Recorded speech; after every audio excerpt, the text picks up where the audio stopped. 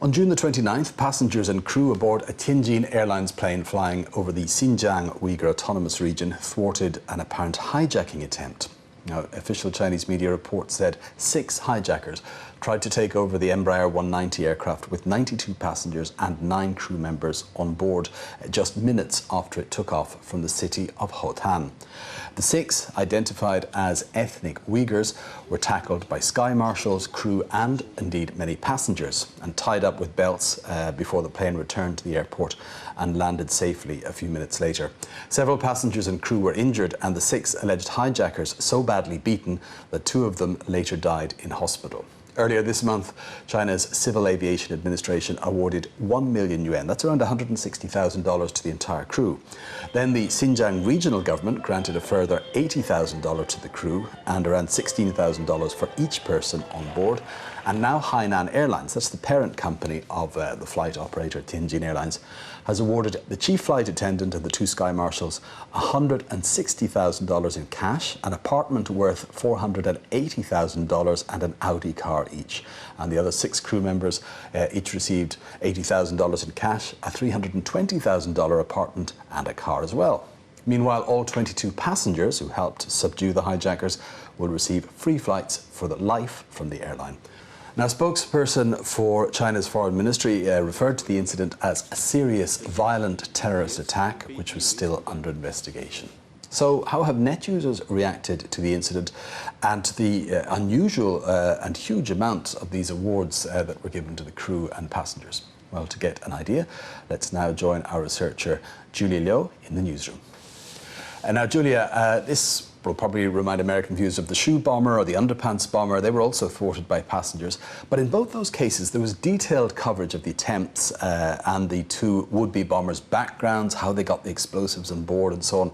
It seems, however, in the Chinese media, almost all the focus is on these huge rewards for the crew, a sort of attitude of, well, that all ended well, let's move on, hand out some prizes and get on to the next one. What's being said about that? Oh, well, yes. Actually, most reports in the Chinese media are, as you say, about the praise and rewards for the passengers and crew.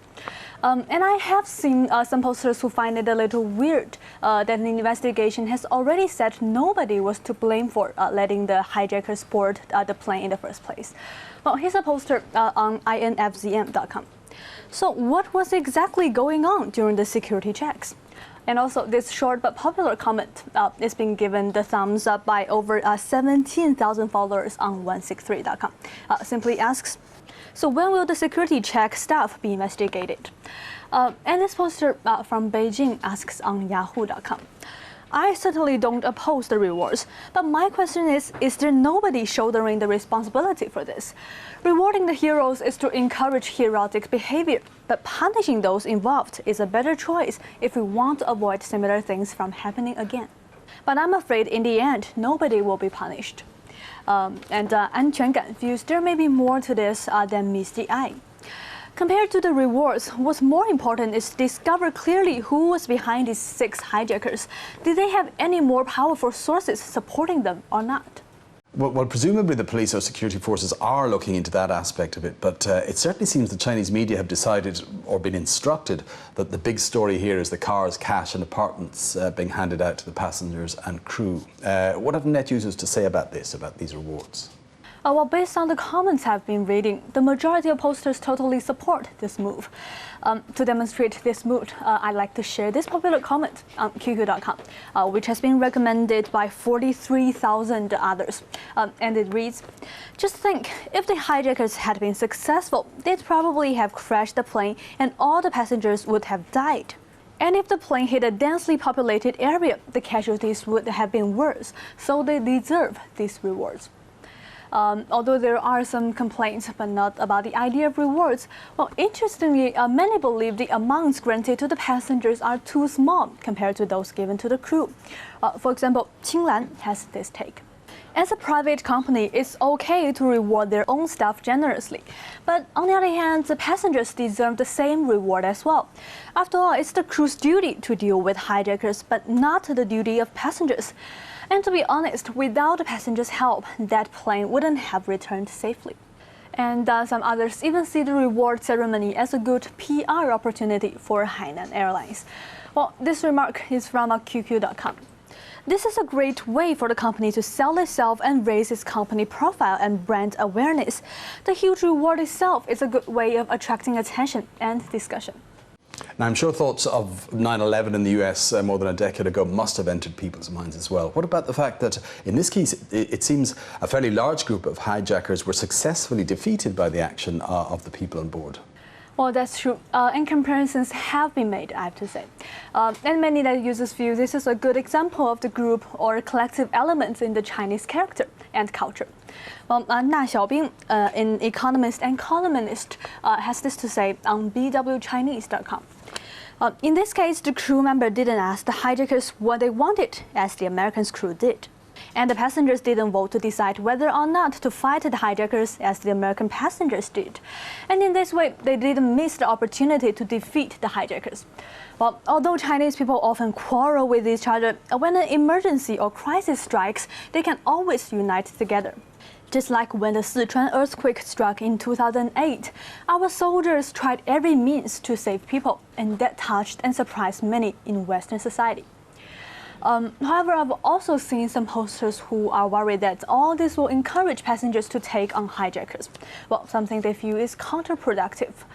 Well, this poster from Shanghai says on Yahoo.com.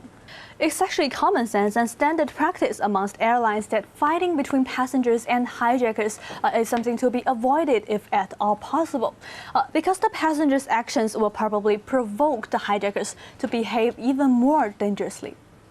Okay, finally, Julia, the Xinjiang region is a tense region, it has to be said. Most notably, it had the riots in 2009, in which almost 200 people died.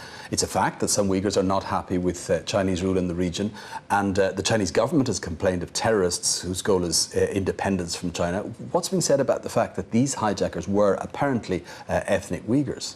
Well, on this question, first I have to say that lots of people in China have a stereotypical view of ethnic Uyghurs from Xinjiang as dangerous, and particularly having a reputation for petty crime and stealing. And it's true that there are gangs from the region that specialize in pickpocketing, particularly in large Chinese cities. Well, there doesn't seem to be much knowledge or appreciation of the Uyghurs' point of view, instantly little sympathy. Well, the general feeling seems to be that other ethnic minorities like the Uyghurs actually receive very good treatment from the central government. And plenty of Han Chinese, while the majority group, simply can't understand why these people are so angry with the government. Well, for example, Shu Zifo is one of the confused. Nowadays, the ethnic minorities actually enjoy lots of preferential policies in various areas, like how many kids they can have or access to school. Sometimes I even wish I myself belonged to an ethnic minority. So why aren't they still satisfied? And finally, this poster named South Boys in view is something of a plot from outside aimed at causing trouble for China. And I have to say, this is not at all an unusual view. I simply can't understand why Western society is so interested in the rights of our ethnic minorities and tries by every means to provoke ethnic conflicts. Personally, I feel our government has treated these ethnic minorities too well. Okay. All right. Thanks for looking into that for us, Julia.